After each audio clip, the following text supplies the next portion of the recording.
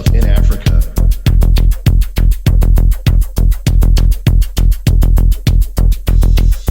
Is so insane.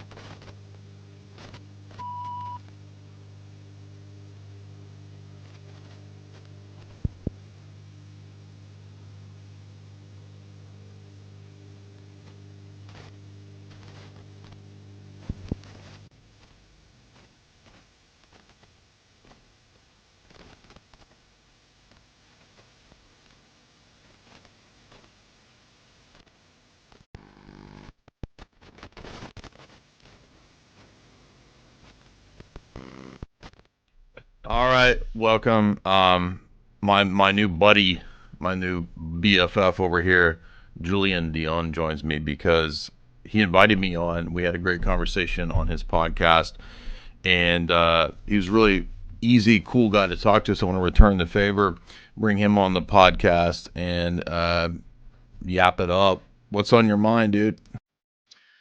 How you doing, brother? Good to see you. First of all, yes, you are my new BFF. I really enjoyed our chat. Thanks again for having me. Thanks for coming on my show. And your fans are great. A lot of them did not care for what I had to say on my own, but they were really into what you had to say. But actually, before I continue, I should warn you, just a little heads up, because my show, I'm based in Canada in the illegal woods of Eastern Canada, and just a heads up, there will be a 300% tariff on this conversation. This Coca-Cola cost me $48. I was gonna say, like, I saw a video going around that I'm sure all the Canadians are talking about it. Like, supposedly you can't go in the woods and you get fined 25,000 loonies or toonies or whatever you have. Yeah, which is like $8 American. Oh, okay. Yeah, it's in Nova Scotia. So I'm in New Brunswick, but just south of me here, Nova Scotia. Yeah, they put a ban on going into the forest for some reason. I have, to be honest, I got that information from your store. I didn't even know that was a thing. I saw your IG story. You reposted a thing. So, but this is the world we live in up here in Canadiana. It's Yeah, it seems like I mean, are all the provinces equally bad, or some better or worse, or is it all socialist? some are definitely better or worse. Trying to separate from Canada and become part of the States. Legitimately, it's not even a joke. They're trying to kind of, and Alberta's always been that kind of province, because all of the oil money comes from there. They're very independent financially, but every province differs. Like, I live now in New Brunswick, but I lived in Quebec for 7 years, and Quebec is very bad. Just to give you an example, during the pandemic, there was a curfew in my neighborhood where I lived. If you were out past 8 p.m., you would get a $1,500 fine during the pandemic. And unless you were walking a pet, and this one couple, somewhere in Quebec, I can't remember exactly where it was, but so it was like the only exemption was if you were walking a pet, you were allowed to be outside after 8 p.m. Otherwise, you were fined. And I know a bunch of people, they really enforced it. Like, it wasn't just a thing to maybe that people would abide by. They actually enforced it. Like, they gave out a ton of fines in my small community that I lived in.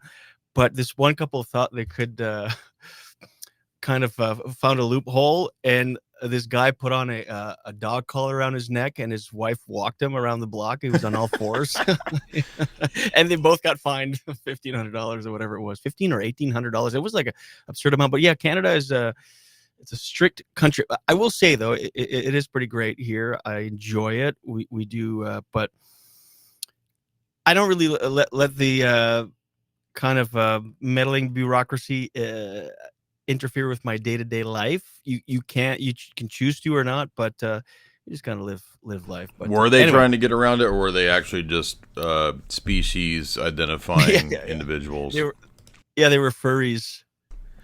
Exactly. But Like, I mean, everything is so crazy. I mean, yeah, I remember we heard a lot in the U.S. about the trucker protests, and then people were, having their bank accounts seized or frozen and that kind of stuff. And Yep. I mean, that was kind of probably the most ominous. Maybe that and some of the Australian lockdown information that was pretty wild. It's like Yeah.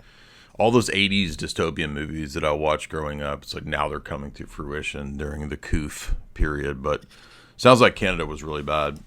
It was bad, and during that whole trucker protest thing, that was in Ottawa, and I lived in Wakefield, Quebec, which is about 25 minutes north of Ottawa on the Quebec side. And I went one day. I tried to go into the mall there, downtown Ottawa, Rideau Center, and the trucker protest was happening. I mean, it was weeks and weeks and weeks. It was full lockdown, like the downtown core, and I understand people that lived downtown were kind of upset with the constant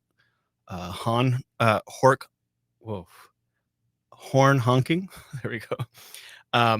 Because that was the thing. I had friends that lived downtown, and the truckers would just like constantly blow their huge honk honk throughout the night. So I get the frustration there, but the difference between what the media portrayed and what was actually happening there, like the media was like, oh, it's a bunch of Nazis. You're gonna go downtown. You're gonna get killed and skinned alive, and they're gonna roast you and eat you. And I went to go to the mall one day. It was all locked. I was like, oh yeah, shit, the trucker protest. And I'm like, well, screw it. I'm just gonna go walk. And I went to the protest, and it was like a big campground. Like people were celebrating. They were playing volleyball and soccer. It was a trucker rave. Yeah, it was actually that's actually the perfect way to describe it. It was like a trucker rave. It was so friendly though. It was like so a 180 exact opposite of what the media was reporting. And it was just like kind of, and they stood behind what they were, their cause and so on, and they were trying to stand up for what they believe in, and it was legit. So it got so muddied in the media, and it got so it's really pretty remarkable the juxtaposition of what actually happens in real life and what the media portrays. I was canceled in a year and a half ago, and You were? what was portrayed in the media was crazy. The difference between what actually was in reality. Oh yeah. I was like in Quebec only. I was like public enemy number one for like a week. Oh, wow. It came So and like went. they wouldn't have you at the comedy clubs or whatever. Well, what happened is I had this weekly comedy show every Thursday night in Gatineau. This popular show. It was always packed or whatever. And there's this watchdog group of open micers that were upset about the number of women that were on certain on comedy shows. And it's just basic math. I mean, no matter what, there's just way fewer women performing in comedy than there are men. It's just math. There's no Right. It's not a sexist thing. It's just like there's like 2% versus 98%. So when you book shows, it's just going to happen once in a while, pretty frequently, where there are no women on the shows. So there's this watchdog group out of Quebec, out of Montreal, that started this thing that we're calling out any comedy shows that did not have any women on their lineup. And they would call them out. They'd show the posters of all the men, and they would go, here's another fucking example of misogynistic boys club people excluding women or whatever. And it's just math. It's nothing personal. And I've been doing comedy for It just is about math 19 because years. like you can show like objectively through mathematics that women are only 2% funny, like you said. Yeah. Now each individual woman as a unit is only 2%. But no, I'm just joking. Yeah. No, but like that's so insane to me that's what that's a thing qualifying for a watchdog group. Wow. Oh my God! And they got a lot of traction in the media, and they were all on all the major TV shows, radio shows, newspapers, everything. And so so my show is every week, and I'm lazy. I've been doing comedy for 19 years. I don't really follow who's up and coming and whatnot. And the show is called Julien Dionne and his friends. And so I would just book my friends, and I booked a lot of women, like quite a bit, but it happened some weeks that it was just there's no women. I only booked 3 comics. It wasn't like there was 10 people on or whatever. And so I would constantly get called out on this watchdog group for being a misogynistic, woman-hating boys club. Is the watchdog group other like aspiring comics? Because I know in America what happens a lot of times is like the open micers kind of collate together and then they'll like try to cancel other kind of Yes, rising people. you nailed it. It was unfunny open micers that can't get work, so they Yes. hit So it must their be because they're women and not because they're just not funny. Yeah. exactly. And so what I did to kind of troll them was I created an AI generated image of a woman, and every time I would book my show and there was no women on, I would put this photo of this woman called her name was Sonia Belanger, like a French name, and she was on my posters. And a few people would be like, the comics would come in from Montreal and they'd be like, who's Sonia Belanger? I never heard of her. Who's Like, this oh no, she babe? doesn't Is exist. this AI babe? It's just yeah, it's an AI. Actually, one of my buddies from New Brunswick, so I was in Quebec, he texted me, he's like, Sonia Belanger, she's kind of hot, eh? I'm like, dude, she doesn't exist. Save it. So, but then they got wind of this. So I did about 4 or 5 weeks throughout the summer, like an 8 or 9 week summer. 4 or 5 weeks of that summer, I put this Sonia Belanger character on my posters, and it was just kind of like a troll. I was just having That's fun funny. with it. It'd be funny, like have like a just a printed out photo of a woman and like set it on a stand. Yeah. We got women here. You didn't say they had to Yeah. be like living women, but yeah, I Well, like that idea. That's good. Yeah, that's crazy. But so I was here. I was in New Brunswick visiting. I was in town for a wedding, and then my phone was blowing up. And on this, because I had a show coming up on the following Thursday, and all these comments were like, "We're coming to see Sonia. Or who's Sonia? Why can't we find her?" And I'm like, "Why are these people commenting?" And I was looking at their location, like where they were commenting from, and they were hours and hours away. I'm like, "These people are not coming to my show. It's happening." But So you were saying that you had created this AI comic, and then you still got harassed yeah, by the unfunnies. so the Unfunnies caught wind of what I was doing, and they like quote unquote exposed me. And the thing with so comedy in Canada is kind of like it's a weird landscape, but in Quebec it's there's a very much insular kind of arts and culture kind of society, if you will. Um, Stand-up comedy in Quebec is the #1 art form. People are obsessed. I mean, the fans latch on to things. So it always makes news whenever a comedian does something good or bad. And so the media caught wind of this thing, and I'm here in New Brunswick visiting for a wedding or whatever, and my phone it's just blowing up. So all these comments, people like already angry. I could feel. I'm like, what's happening? And then I realized, oh shit, because everyone was commenting on my post for the upcoming show. Oh, we're coming to see Sonia. We're coming to see Sonia. We want to see her only. We're here for her. Why can't we find anything online? They're just kind of trolling me in return. And I'm like, oh shit. So then I kind of caught up to what was happening. And then I started getting media requests from, I mean, I'm talking top publication, top TV stations and radio stations. Sonia's being offered a Netflix special. Yeah. Well, actually, the funny thing is, this watchdog group said they're like, because my whole thing was like, get a life. I'm a comedian. This is all jokes, and just leave me alone, kind of thing. And their thing was like, well, no, we found out about this because we wanted to book her on our shows in Montreal because we saw that she was on your posters all the time. It's like, that's not how comedy works. You don't book people from seeing them on a poster over and over. Right. Like that's just not a thing. And so they go, but so I started getting all these media requests for interviews. Like, hey, we found out that you're using a fake AI woman on your shows. You rather work with fake women than real women, and all this and that. And we want to interview you. And I'm like, no, I'm not addressing it. I'm a comic. This is lighthearted, ribbing back at people that called me misogynist, boys club kind of fool. So I'm like, no, I'm just kind of hitting back in my the way I can with jokes and kind of trolling. And so, but it blew up, dude. For 2 weeks, Jay, I was public enemy #1 in Quebec. I was the front page of a major newspaper in Oh, wow. Montreal, and because the reporters, because I wasn't getting back to anybody, I'm like, no, like I'm not doing anything. And they're like, you're not responding, so we're gonna go with a story that you rather work with fake women than real women.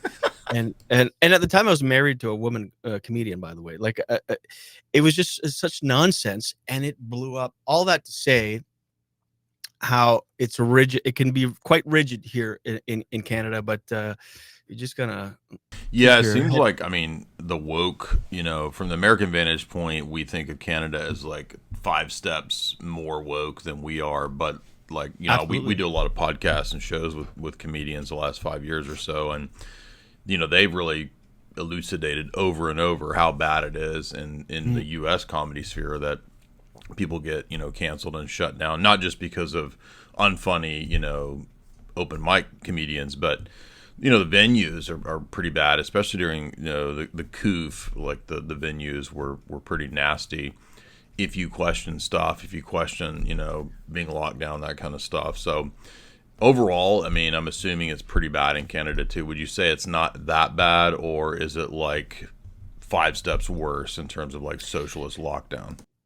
No, it's bad, but as far as it affecting your day-to-day life, you can kind of still navigate it and kind of just put your head in the sand and whatever. I think it's a lot of these things that are put into place are policies to kind of project this image on a global scale, but it doesn't quite necessarily translate to day-to-day life. I Mm, mean, it can, but you just kind of have to just do your own thing, because ultimately, I don't want to paint a picture that it's bad up here, because it's pretty good living up here. I mean, it's certainly different than in the States. We don't have the sheer volume that you guys have down there. We're 30 million. You guys are 300 billion. It's literally 10 times more. yeah.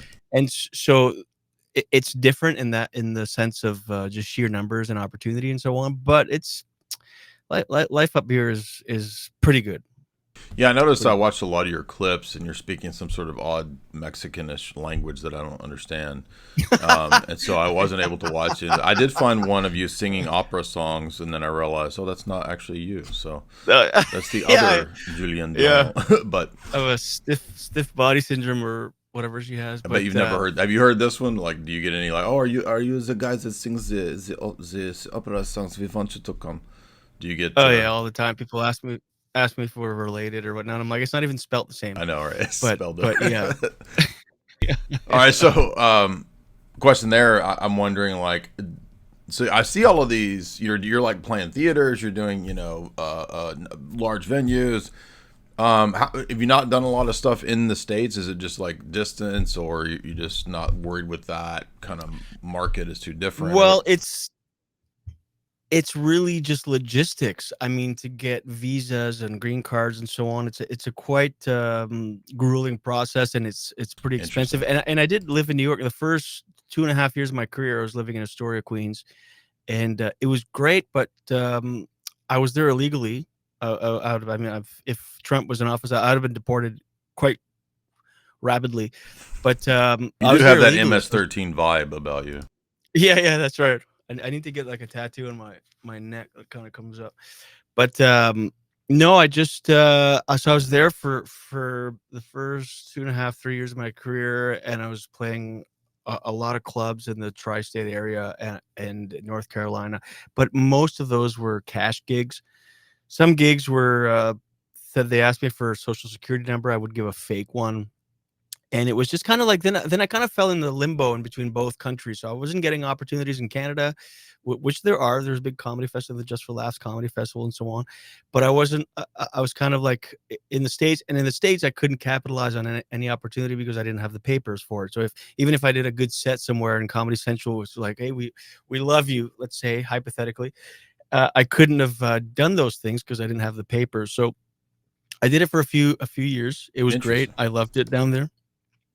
But then eventually I came back to Canada. I moved to Toronto, and just kind of Well, now with the internet and podcasts and literally everybody having a podcast, you can be an illegal immigrant on our screens and invade yeah, yeah, America yeah. through podcasting. Well, yeah, and I will say the internet is a beautiful thing for that. I mean, it kind of erases all sort of borders, and you can just people can consume what they like, and you can find your niche, and you can find your audience. You can find people that will, like-minded people that will like what you do. So yeah, the internet is great. I've been podcasting for uh, just about 11. It'll be 11 years in September Oh, to almost wow. nobody.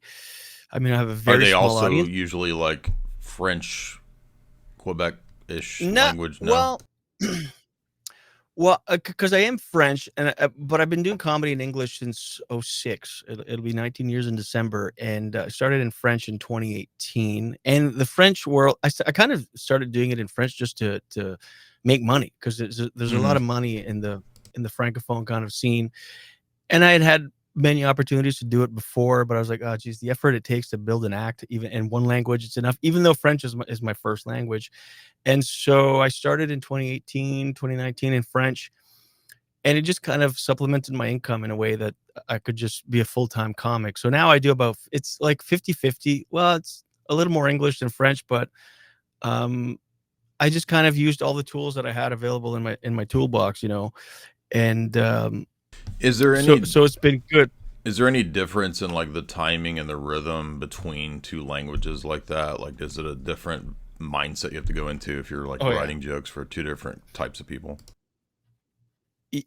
Absolutely, that's a great question, and it's completely different, and it took me a while to adjust. At first, and still to this day, I've been performing in French. Again, French is my first language, but in French, for some reason, when I'm on stage, there's an extra microsecond, like a synapsis in my mind, that I'm on my toes a little more. In English, I feel way comfortable. Interesting. You can wake me up at 3 a.m., give me a microphone, say do an hour, I'll do it. In Hmm. French, there's that extra process of translating, because I did so many years in English first, and I just translate my act. I don't do anything different really. I just kind of translate it, and find the beats and the rhythm in the other language. But yeah, it for sure is definitely different. And I will say about Quebec specifically, that stand-up scene, which kind of permeates the whole country for francophone stand-up, is they're behind. They're like 10 years behind. Whatever we do in English that's considered hackneyed premises and Yeah, so right. on. In French, that's like brand new. They're Brand like new, loving fresh it. stuff. Yeah, and they do a lot of characters and a lot of kind of stuff that's kind of seen as kind of corny in English.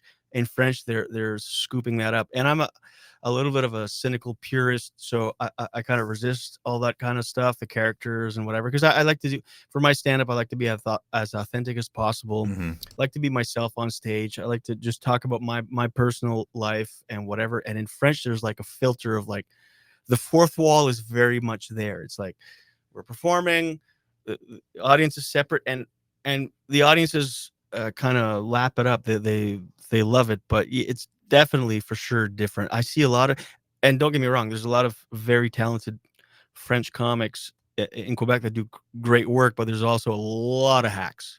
I remember when I was in undergrad, I was hanging out with this German exchange student gal, and we were watching some shows, and I was showing her like what I thought was funny, like kind of edgy, weird, sketch comedy from America, and it was just like Mm. she didn't get any of it, and she was like, "Let me show you what's funny in our country," and she pulls up like the German version of Benny Hill, and it's like, Yeah, yeah. and I'm like, it's like, look at the steins, the beer steins, and the boobs. Look at the breasts with the beer stein. I'm like, that's funny. That's like the corniest shit I've ever seen. She's like, no, this is the most famous thing in all of Germany.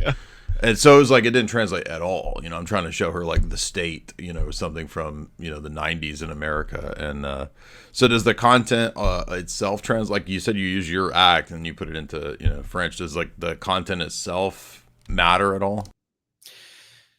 It doesn't. I mean, I always try to. In fact, I did a show last night with a French comic from Quebec. He was visiting here, and we did a show together. And he was asking me like, should I do this? Should I adjust? And my whole philosophy when it comes to comedy is don't adjust a single thing. Do you bring people up to your level, and it'll go fine, or it won't, but it doesn't matter. I mean, but yeah, there's a difference. But I never adjust, which is probably why I'm pretty unknown 19 years into into the business. But I just think, and someone told me this, I don't know if we touched on this last time when you were on my show, but someone was telling me, they were like, about comedians specifically, they go, I really respect comedians because no matter what you think in life, what your opinions are, your philosophies or whatnot, there's someone on stage representing that, doing that. And that's kind of the thing. And it's kind of hard to stick to your guns and be authentic, but that's just, it's kind of like a harder road. But that's just what I do. I try to be myself. And the thing when you do that is you won't please everybody, and you kind of don't want to please everybody. And but the people that you do connect with, you really connect with. I mean, they really become fans for life because you're kind of talking their Yeah, I could language. see that with if you're yourself on stage, then people are actually connecting with you. You know what I mean? Like we get a decent fan base through me doing live streams, which is actually me. I'm not, kind of putting on some kind of. I mean, sometimes Mhm. I'm being silly and acting like a character or doing voices or whatever, but like that's the real me, and I think that's probably good for kind of long term building up a fan base versus somebody who's just on a sketch show and they're always playing characters, something like that. Like you said, it's more authentic. And Yeah. Tripoli's that way. Tripoli's always talking about how a lot of the stand-ups that are the stand up, they're like, yeah, I'm not into gags, and that it's like it's got to be the actual person. Does that make sense? Mhm. Yeah, and it's kind of one of those things where it's like easier said than done, but and when you start comedy, you kind of are accumulation of all of your influences. Like you're kind of like doing an impression of what you think Yeah. a comedian is, and then eventually it takes years and years, but eventually you come first full circle and you go, oh, I just have to be myself. Like I look back at early stand-up that I did 20 years ago, and it's very awful and cringy. But Mhm. you and again, stand up is one of those art forms that you can only develop, make any sort of meaningful progress on stage. You can't practice at home or in the shower in front of the mirror or whatever. You can, I mean, you can for just to learn the words if you're of your Sort of bits and your memorization. yeah, memorization. But even then, if you do that too much, then when you perform it, you're not in the It's room, you're in your rigid. head, you're Yeah. trying to think of a script, you're trying to think back. And it's all about being authentic and real. And so, but that takes so long. Have you decided to dabble? Or are you gonna go to Well, the so we had a funny thing. I was looking at the local scene here, which apparently in the past few years has changed. It's hard to kind of explain what it's like in Jacksonville or Florida, America, if you haven't been here. But maybe you've been to Jacksonville. I don't know. But apparently, so there's only one club here that does kind of sign up open mic, and I was actually looking forward to that. And then I noticed, and it's like sort of the normal Zanies type club. It's called something like Comedy Zone, and I've been to this club before, seen some comics that I knew doing stand up a few years ago. Kind of your just normal white dude stand up routine stuff. And I Mhm. noticed, I looked on the upcoming stand ups, the next 12 scheduled, and there weren't any white people. And so I Right. was looking. It turns out, this is a true story. The comedy club started serving some sort of fried onion, and now it's a black comedy club. So it's totally ghetto now. Right. That kind of changed the vibe. I'm not necessarily opposed to doing stand up for a 99% black audience. It's a little bit dangerous in the US, especially Mm. if you impersonate black people. So I'm Right, a little right. nervous about doing that, but I might still do it. I don't know. But turns out in Nashville, so we have another place there. We split the year between Florida and Nashville. I think it's a better comedy scene for honkies in Nashville than it is in Jacksonville because there's only one outlet. So yes, Right. but aside from stand up, like when we do live events, we kind of do a little bit of that, which we've done 7 or 8 of those now. But they're not only comedic stuff. It's sort of like I do 10 minutes of like impressions and silly stuff. Yeah. And then my wife does a lecture, I do a lecture, and then usually we have another sort of comedian headline, like we have like Jamie Kennedy or somebody come up and do stand up. But so I think I'd like to eventually incorporate more of that. But what's weird is that I remember back in the 90s when I did do some stand up, it seems like there were a lot of comedy clubs, and it seems like Mm. nowadays there's a lot less unless you move to some place that has a comedy scene. So like Nashville, Austin, have comedy scenes, I guess LA to a degree. So it turns out and I was talking to Leonarda, she's a stand-up, a friend of mine, about this, and she was basically saying that the only way she was able, she spent 4 or 5 years doing stand-up in New York to get to where she was, doing stand-up regularly. So I think you kind of have to have a place where there's, venues to do it. I mean, there might be places in Orlando, but that's kind of far away. So anyway, long story. That's a long answer to. I still. In fact, I've got a whole book of routine ideas and whatnot. A lot of that we just translate into the Sam Hyde show, but I think a lot of those can also potentially work for, I've got some pretty good Epstein jokes, I think, that could work pretty well in stand up. But well, yeah, yeah. And we talked about this when you were on my show. I mean, the whole rub in stand-up is building your own audience and performing for these people and just building a career for yourself. And you're already there as far as an audience, so you have the audience already kind of built in, and you can kind of do your thing. So you can kind of you can go do open mics at your local clubs, but as you said, it's like kind of what's the point? Because you already have the audience, and you can kind of work those muscles out in front of your audience already in theaters and whichever venues that you perform at when you tour. We're not at the theater level yet. Like, I think maybe in 5 or 10 years, if we grew to that, we could do theater level. But I schedule all my own stuff, and we have to do all the Eventbrite planning and all that. So like theaters are pretty expensive and would exceed what we do. But we can pull anywhere from 100 to 120 on most of our live events. But I think maybe 5 or 10 years. That's great. That's great. And just to touch on your point about how your local club became a black club, and just in Canada, it's a very much a thing. The DEI thing in comedy, it's such a big thing, especially festivals. They get grants, and they're televised. And man, there's a comedy club or a comedy festival close to here, the Halifax Comedy Festival in Nova Scotia, illegal forests. And I've been doing this for 19 years. They know me. I submit every year. And I think it was last year or the year before, my agent submitted me again, didn't hear anything. And so she asked after the deadline. We submitted like a month before the deadline just to get in, because it was one of those things. It doesn't really matter. You don't need to do comedy clubs to actually build a career or anything, but it helps getting these credits for your industry kind of status. It helps to get all these credits, even though TV is kind of dead and none of it really matters. It just kind of helps to have those things under your belt. Right. And they are fun. You see all your friends. You're in a city for 2-3 nights. You do shows. It's fun. It's televised. It's a good time.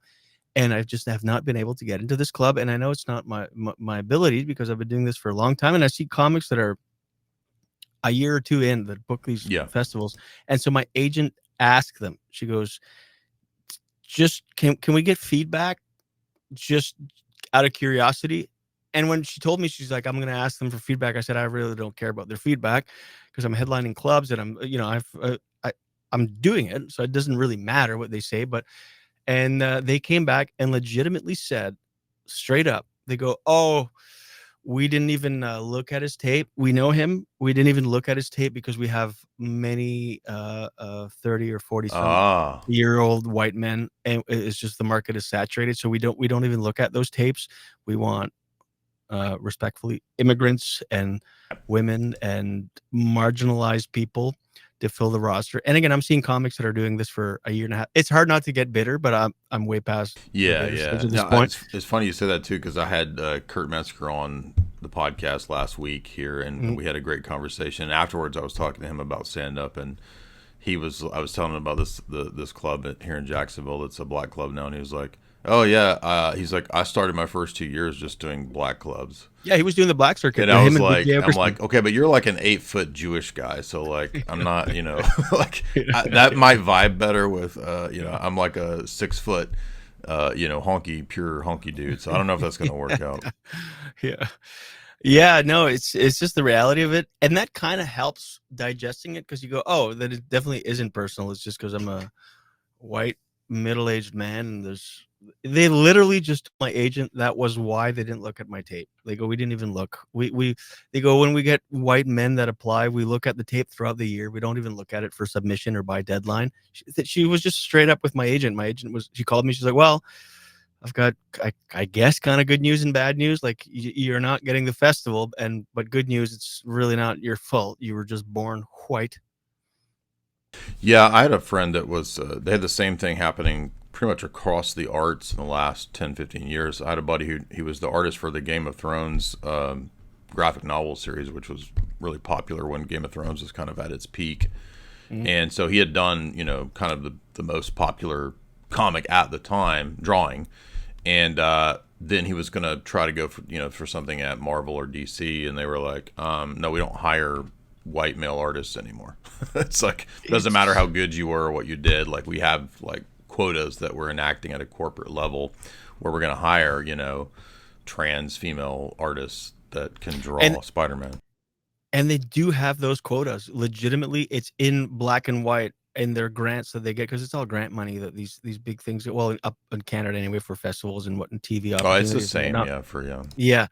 So it's just like, I'm hoping the pendulum. I keep feeling like the pendulum is swinging back the other way, but it's hard to tell. And so far, it hasn't manifested in other opportunities. But until then, I'm just going to continue creating fake AI people to fill my quotas and just do the thing. It'd be funny to have like an entirely arranged fake podcast where it's like 5 different like really crappy CGI characters that are all kind of DEI fulfillment like things, and it's like you interacting with these fake CGI things for like an hour. Yeah, that's a great idea, actually. But I might just pitch that to Sam for like a skit on the Sam Hyde Show or something. Yeah, that's a really good idea. I was actually stealing your idea halfway, but I was telling my brother, I'm like, maybe I should just come out as bi, like just like. I've been saying I identify as black, so like, I feel like I should be getting some cred or something, street cred. Is that not good enough? What are we even doing here? And like, I have, maybe 9% black people in my audience. They've all given me N-word passes and honorary black status. You got the pass? Like, is that good enough, or what do I need? Yeah. By the way, is there anything is there anything better than being called the N-word by a black guy? I just love it. It's like a badge of honor. Yeah, I feel like I'm in, dude. Like like I passed some sort of jive turkey test or something. Like I'm in. Yeah. But I grew up playing basketball, so I always could vibe well with black dudes, because like I was talking on a live stream the other night, like I feel like I could probably do okay at a black comedy club, because I realized that if you're a white dude and like one of 2 white dudes on a black basketball team, like you kind of learn to survive, and if you can like make black dudes laugh and do impressions, you're good. Like that's all it takes to win over the black dudes. In real life, none of it matters in real life. We all kind of get along. It's the media. And you talked about this on my show, where you talked about the race divide and all this. And it's just like, it's kind of imposed upon us. It's not a real thing in real life. We all get along. We all have the same sensibilities, and we all we have different cultures and different perspectives, but ultimately we all kind of get along. But if you watch any sort of mainstream media, this divide is it doesn't really exist that much on a day-to-day level with people you interact with in your on your everyday kind of You were talking in I was listening to some of your podcasts. You were talking with Jen about the difference between how much goes into the craft of crafting stand-up versus the loosey-goosey of podcasting. Do you enjoy podcasting, or is it just something like a lot of comedians felt like, I need to do it because every comedian is supposed to have a podcast? Is it actually fun? I actually think it's fun. Like, I have a good time doing this. I love it. I actually love it. And again, I started in 2014 when it was audio only, and we did the same thing. Yeah, and it was like a small audience and whatever. But I like the working out that muscle of just being captivating with a microphone. It doesn't matter. And the thing with podcasting, it doesn't need to be certain laughs a minute or all the kind of bullshit that comes with comedy, the expectation or whatever. So many of my ideas, I'll do them on the podcast first, and then kind of just to kind of say it into a microphone. And it's kind of like this. I'll equate it to in my life, I've gone from like working out to not, and then just like running, and then working out again. And one time, I'd work out quite a bit, and then I stopped, and I started running for 3-4 months. And then when I went back to working out, like lifting weights, I was squatting way more than I ever did before, but because I was running for 3-4 months. So you're working out these muscles that you don't necessarily realize you're working out, as you know, you're just kind of doing the thing. And that's what I equate podcast to stand up. Podcasting to stand up is kind of like you work out these muscles you don't really realize. Like when the pandemic hit, all of my work dried up, all these gigs got canceled, and then I started going live every day, 7 days a week. Yeah. I was doing the podcast. And then when I got back to doing my first show back 5 months after everything had shut down, I still felt sharp. I was zero nervous because I was working out these muscles I didn't realize just by talking into a microphone and trying to captivate an audience. So I love podcasting. It's one of my favorite things, and it is different now. You need to basically build the TV set when you do it. Like Exactly. It's like everybody now. Imagine trying to explain this to people in the '90s. Like, what's the future like in 2025? There's flying skateboards and Buck Rogers. No, people build studios in their spare bedrooms. Like, what? Full TV sets. And when I started, it was audio only. And there is something to be said about audio only. It's a completely different kind of art form. Like my show, I use a soundboard and I have sound effects and whatever. I'll drop these in. And it's fine to watch it on YouTube or whatever, but when you listen just audio only, it's a whole different experience. It's the theater of the mind thing, kind of where it's just, and I like the audio thing, the audio only, and that's when I started. But then as the years went on, people kept saying. So I lost him and I found him, and he was singing Sheryl Crow when he was lost and found. So. We're gonna have fun on Santa Monica Boulevard.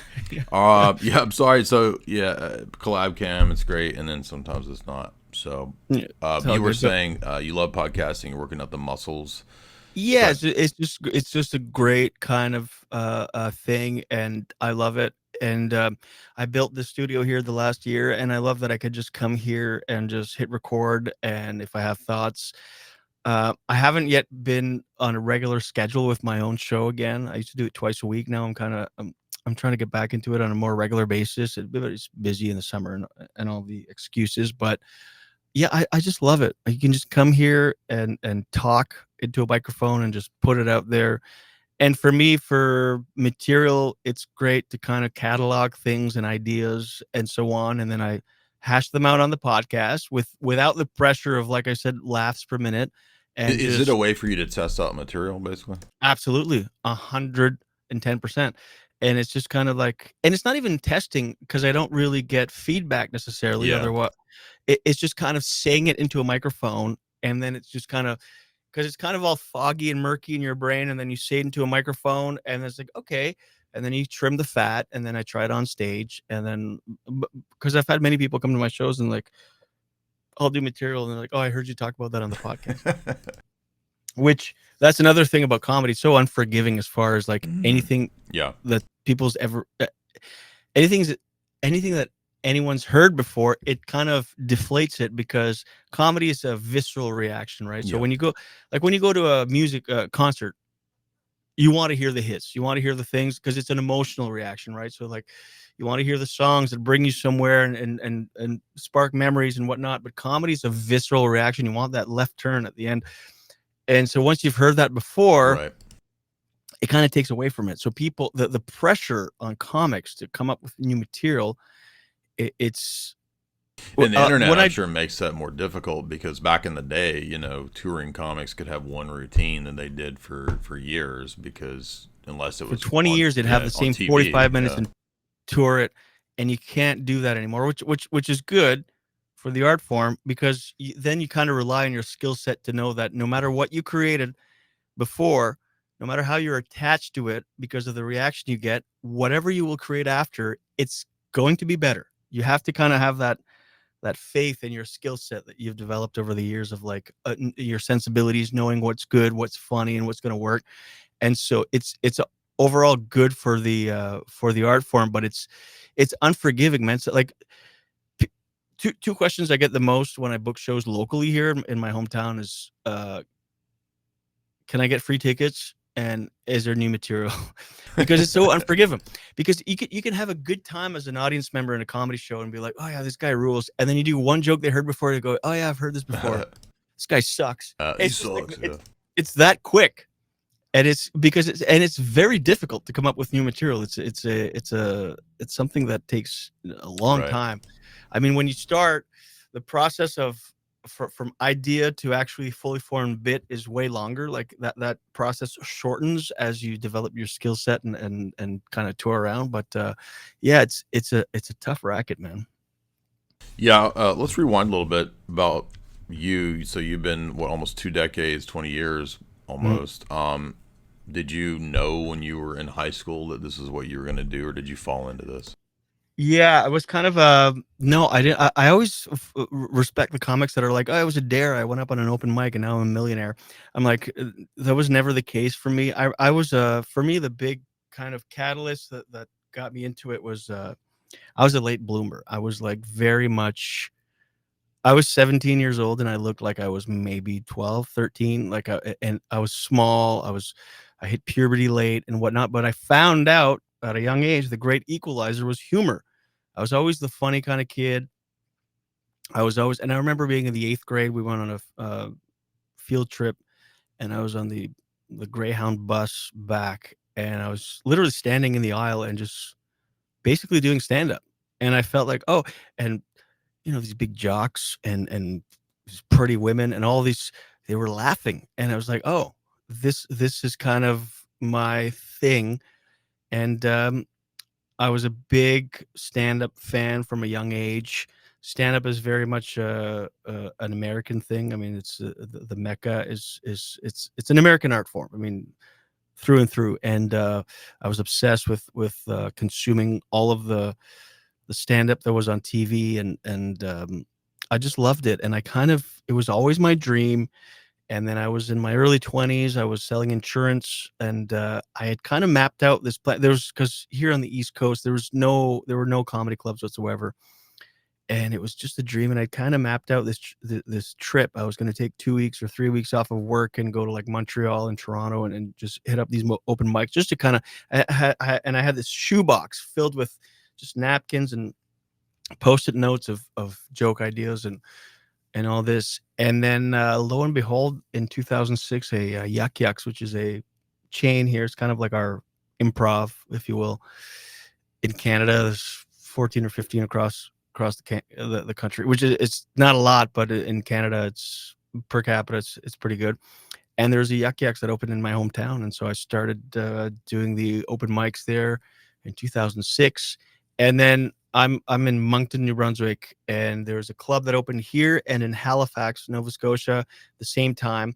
So they would fly in these headliners from Toronto or wherever to play both weekend. To do 2 weekends, they do like a little run, but in between the club weekends, they would have all these one-nighters all over the Maritimes. And I had a car, and I was kind of obsessed with it. So I would get booked in all these on tour kind of gigs in like rural kind of like dive bars and whatnot. So my learning curve the first few years was pretty steep, but I would drive these headliners. I'd get a hotel room. I'd do 15 minutes on these shows. I had maybe 2 good minutes, and I'd have to like do 50. And I ate it. I bombed, and it was, but I was in deep pretty much from the get-go.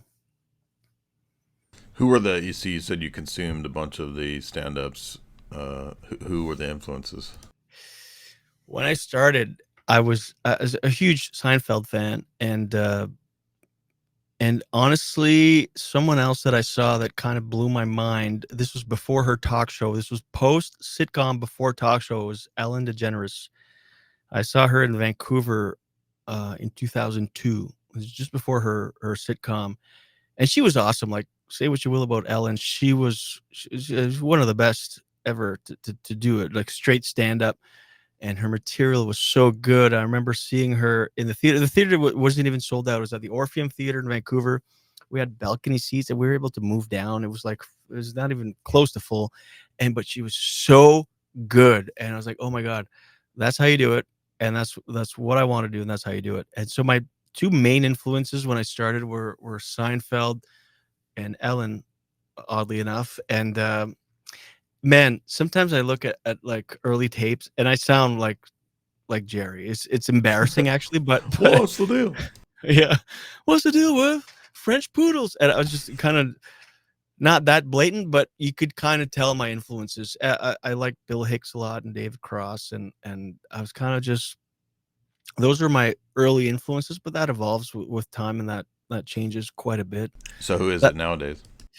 I mean, it's tough. People always ask, that's a common question, like who's your favorite comedian? I'm like, it changes. I mean, Tim Dillon is great. Nate Bargatze, I like It's Big a J. Nashville dude right there. Yeah. There's so much good, and stand up is such a live art form.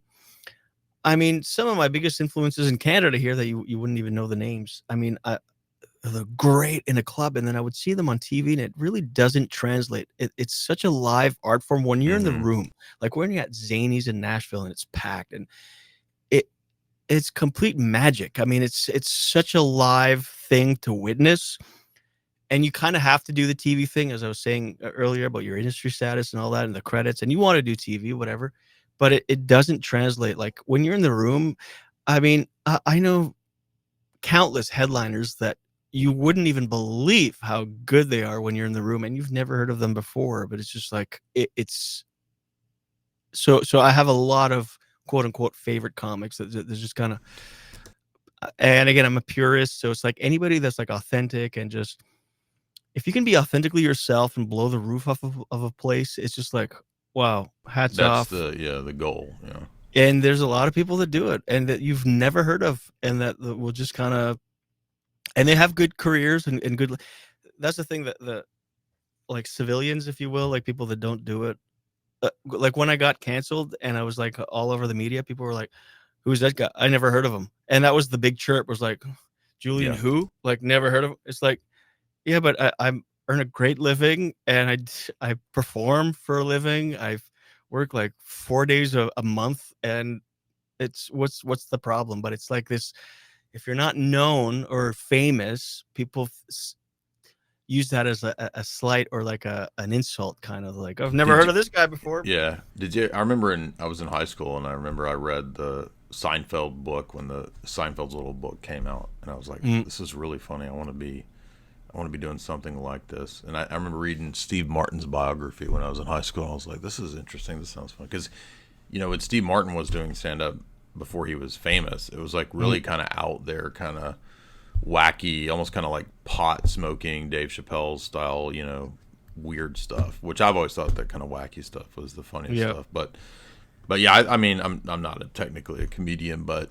I always found those books and those people to be fascinating individuals. So I could definitely see that Seinfeld would be a draw. But are you a Dave Attell fan? I've always thought Dave Attell was pretty funny.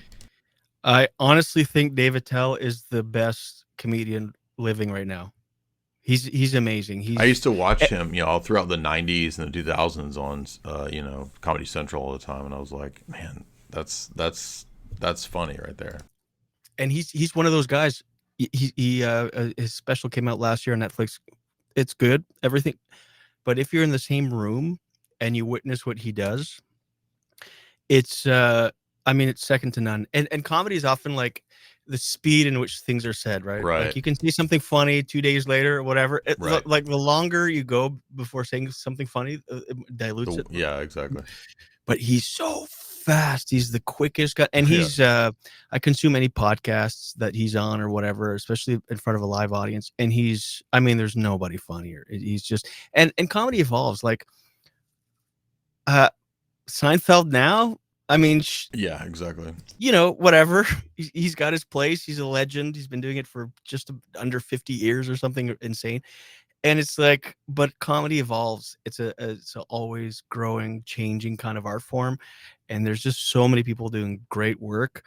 That's it makes the question of like, who's your inspiration or your favorite comic very difficult to answer, because there's just so many people doing great work. Well, and also something that's always been kind of a mystery to me is the tastes and preferences of the generations. Like, you know, the stuff that we do with like Sam Hyde on Sam Hyde's show. Like, I've never met a boomer that finds any of that funny. It never translates. So Right. millennial humor to boomer humor is like this impenetrable chasm that can never be like, you know, It there's can no never. bridge. Yeah.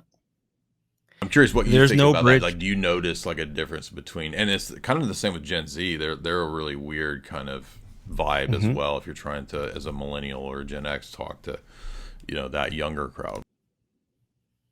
Yeah, and that kind of helps with you know, I'll do corporate gigs. That's my main bread and butter is corporate gigs. And you know, I'll do these gigs in like a you know, a Hilton hotel banquet room with 500 people with like a construction association or whatever. And it's just soul sucking and it's difficult and most people you know, a lot of people don't like you and they're there with the boss. They don't know what to laugh at and it kind of but the fact that it's such a wide spectrum of what makes who laugh that it's kind of comforting. You go, well, it's just not my crowd, and just cast a check and move on. But Well, the like, key is, so what I'm, I guess where I'm going with that question was more like, so if you, like, do you tailor what you do to, like, if you're with that crowd and you see, oh, this is a bunch of like largely boomer executives versus, oh, I'm in a club and it's a bunch of millennials, like, is the act itself going to be tailored in any different way, or do you just go forward with what you got?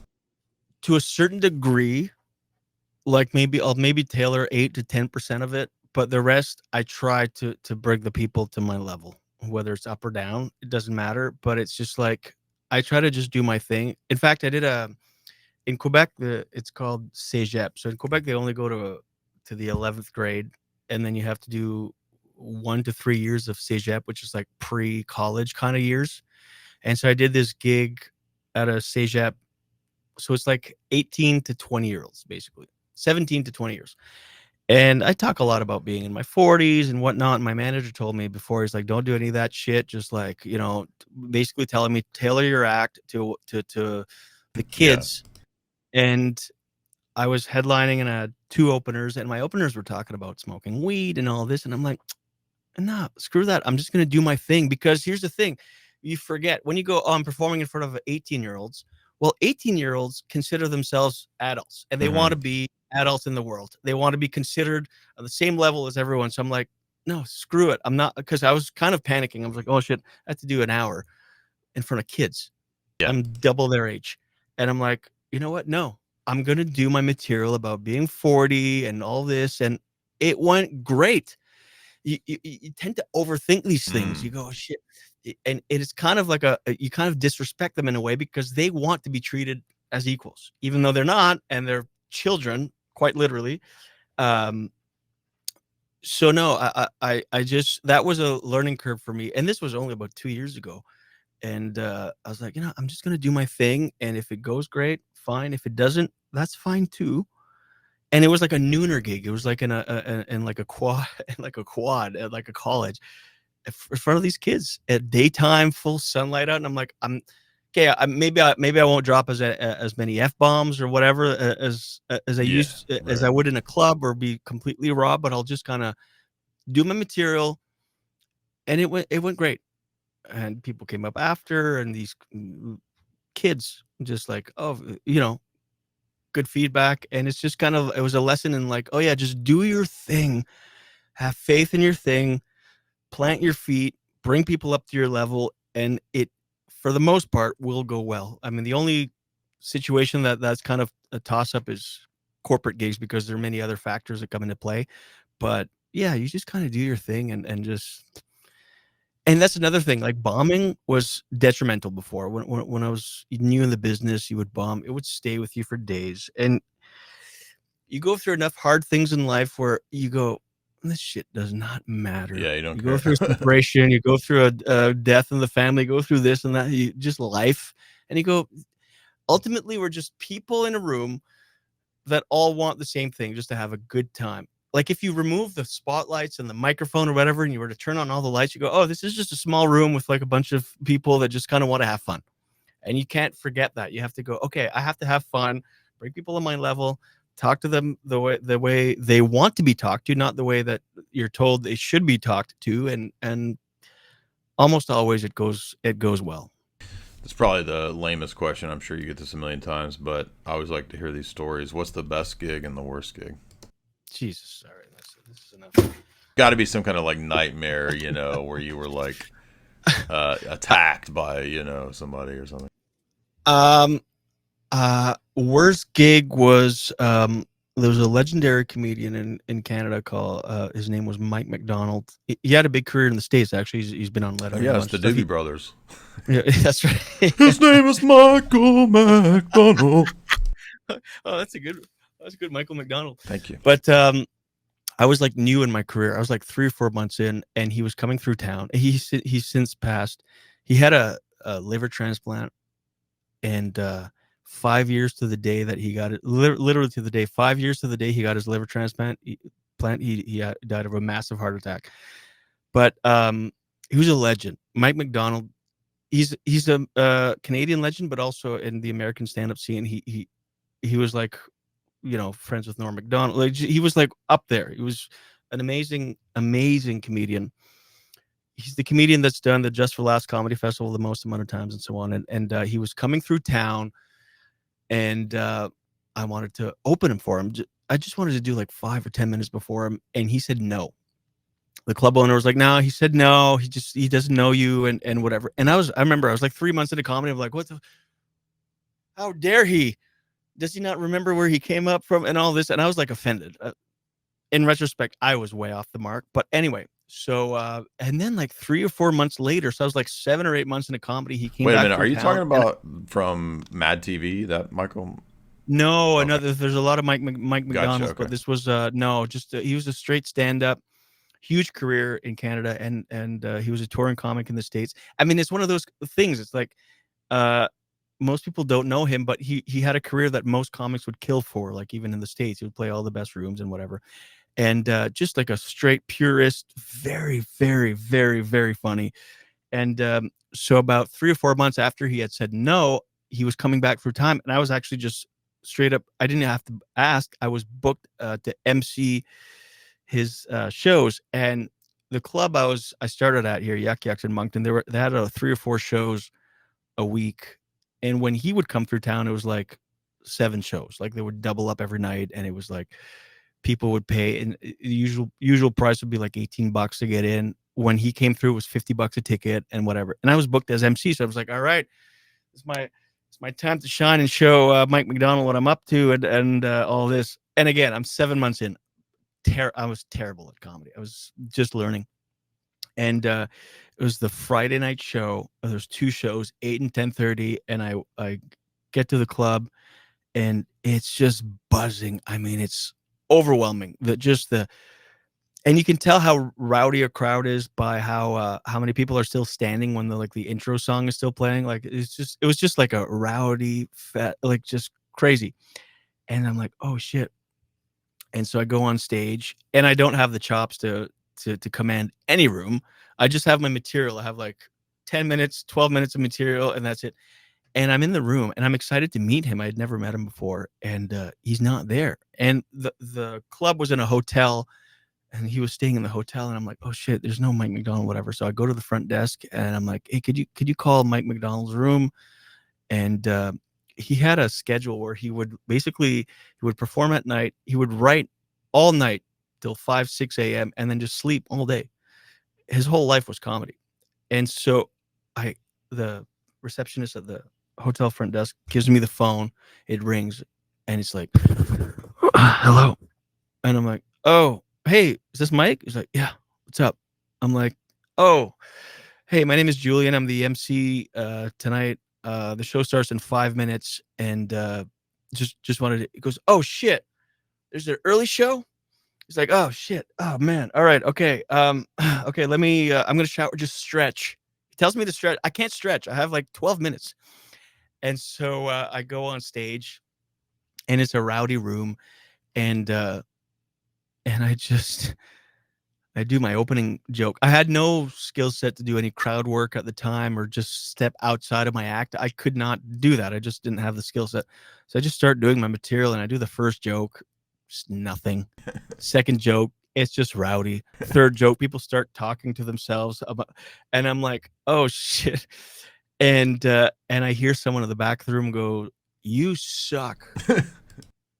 And here's the thing about heckling. When you get heckled, you can't let it affect your energy, even though it sucks and Right. you don't want it. Like, for the most part, 9 times out of 10 times, it's not malicious. Yeah. People think they're legitimately helping the show. They're going to throw out some stuff, hey, and they think, especially now with all the crowd work clips on TikTok and so on, people think they're part of the show. Mm-hmm. And so you can't let it affect your energy. You just deal with it, you address it, but you can't let it shake you. And I showed my cards, my hand, and it affected me. And I'm like, sorry, what'd you say?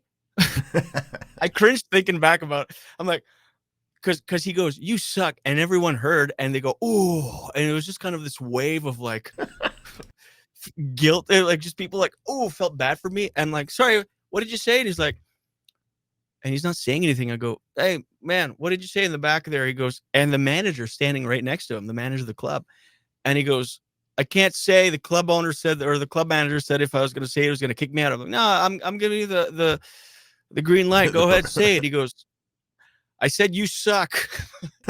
I so regretted opening that door.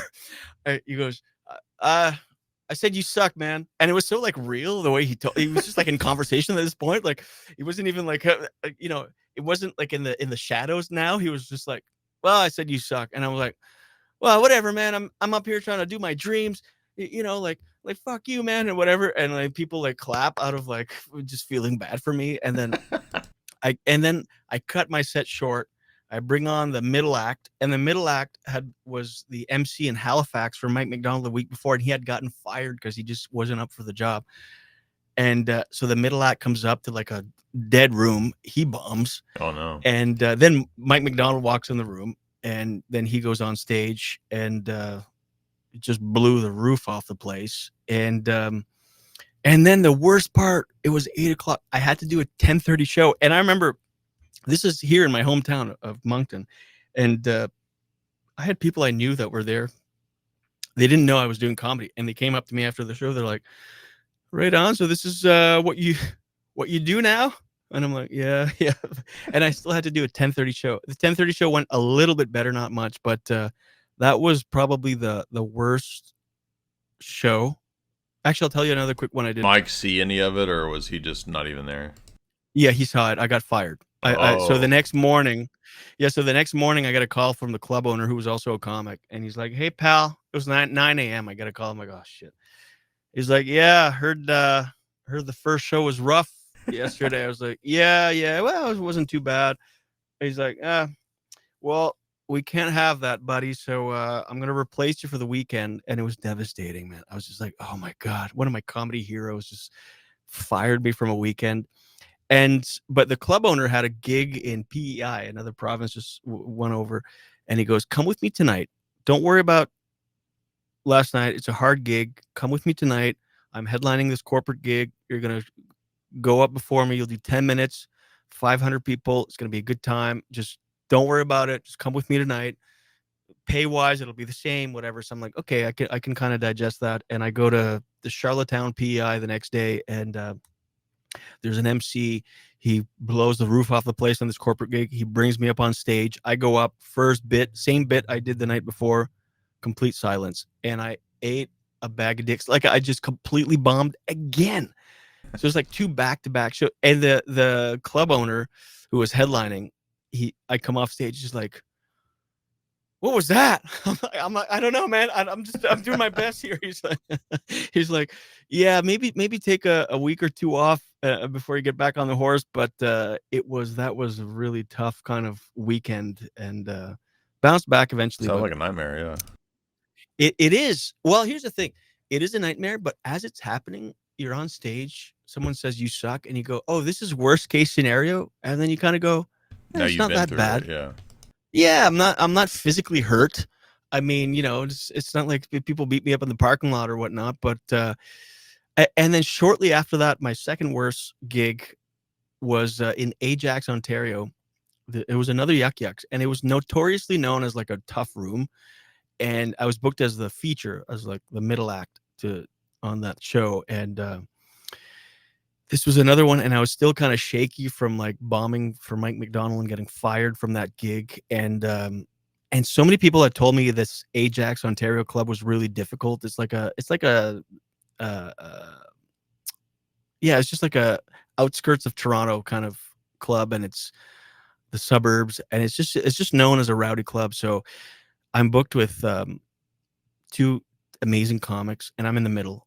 The MC was actually a Ron Jostle, who's an amazing headliner, but he was MCing. In Canada, like sometimes the MC is like the strongest person on the show.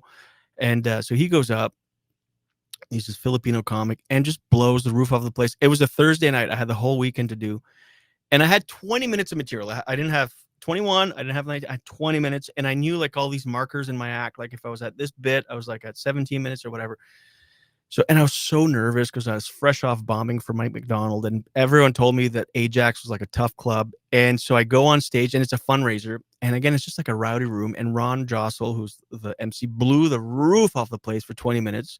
He brings me up once again, do my opening joke. And my opening joke at the time, which was the one that bombed always, was I would start with so cringy. I would go, so they say live every day like it's your last. So I've been crying a lot. That was my opener. And so I do that joke and just nothing. Complete. And then the second joke, same thing as in Moncton. They just start talking amongst themselves. And it was a fundraiser that night. And I had a little iPod shuffle that I would time my sets with that was on the stool.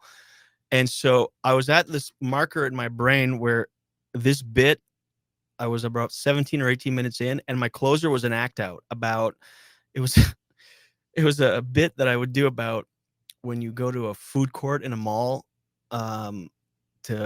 you order food, and if your friends go sit before you, like how you feel like a complete dunce when you like turn around and you're looking for them, and you know they can watch you, you know they can see you, and they're kind of watching, and you look for them, and you just kind of look lost or whatever. But it was a whole act out, but there's no words to it, and so I I was like, oh my god, I'm bombing. I can't do my act out. And I think I'm at 17 minutes in because I'm at this bit that just before. Oh no. And I look down at my iPod shuffle and I'm 8 minutes in. Oh no. Because I just burned through my material. I was like dropping lightning tags. speed, Lightning speed, and I was dropping tags because it wasn't going well. So my big closer that night was so I look down and I'm 8 minutes in, and I'm like, and I have to do 20 minutes. Oh man. And I have nothing left other than an act out that I can't do an act out in a room that already loathes me. Like they hate my guts. So I'm like, so this was my big closer that night. I go, all right, so there's a fundraiser here tonight, and they're like, yeah, it's a packed room. There's like 250 people. They're like, yeah. I'm like, right on. I'm like, who's organizing this thing? And this woman's like, I am. I'm like, right on. My name's Julien Dionne. Thanks a lot, everybody. That was my closer. I got off. I say thank you, and Ron, the MC, is nowhere to be found. He's outside smoking a cigarette. He's hacking a dart outside. So I'm like just standing on stage waiting for him, and I just see the doors of the club slam open. Oh no. And he runs it. He's still like cigarette smoke coming out of his mouth, and he goes on stage, blows the roof off the place. The headliner blows the roof off the place, and I just like was in the green room, lying on the couch in the green room, just avoiding the club manager. I was like, and this was the Thursday. I had Friday 2 shows and Saturday 2 shows to still do. It went well. I adjusted as far as I didn't change my material. I just went with extreme energy. Like the next night I was like screaming on stage, like, just accept me, love me, please. And it actually worked. But man, those were tough lessons to learn. But again, physically, you get off stage, you go, that was actual worst case scenario. And it's still not that bad. I'd rather do this than be in an office or cubicle or whatever that my job was before selling insurance, but yeah, those were the tough. And the best gigs I would say were, this is a biased thing, but here in Moncton, there's this theater called the Capitol Theater. It's one of the oldest establishments in town. It's a beautiful theater with like the Muppet, with the seats on the side of the balcony. Seats up there.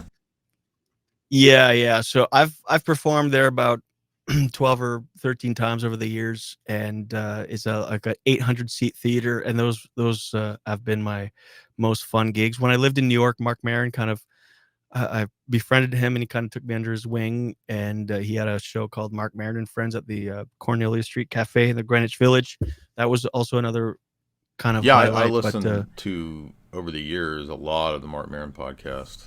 So yeah, yeah, I mean, yeah, I saw his stand up before he had a podcast, but I'm just saying, like, I didn't know you were. So he was kind of your mentor. Yeah, big time. It was kind of a fluke. I was moving to New York. I'd moved the club here. It closed in Moncton, and I'd moved to Ottawa. There was a couple clubs there. It was the same club owner that owned the club here, and I moved there. Anyway, long story short, my buddy had a radio show on the college campus at Carleton University in Ottawa, and he would just play stand-up clips, and he was playing Maron's double album that had just came out in 2009. And I was about to move to New York, and he's like, "Oh, since you're moving to New York, come in the studio. We're going to interview Mark Maron tonight," because he had messaged Mark on Facebook.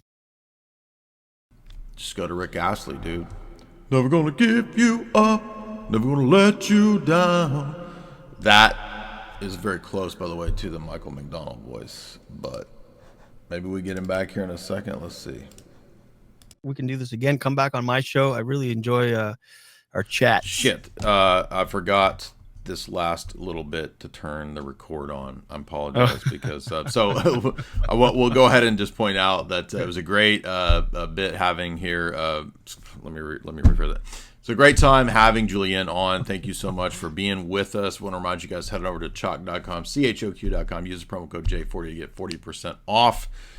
Julien was given a brilliant description of the difference between British and Canadian humor and American humor, and I won't make him repeat all that, but we were giving some props to SCTV and how it was kind of unique and wacky. That's, I think, the only part that we didn't get recorded, but his links are going to be below. That will be Instagram. He's pretty active on Instagram, so I'll have all that below, as well as his YouTube channel. And yeah, what do you want to leave us with before we call it a night? Your fans are great. A lot of subscribers since your last appearance on my show. I appreciate you having me on. You're a good man to ride the river with, and I hope we can do this again soon. Absolutely, anytime. Thank you so much, Julien. Appreciate it.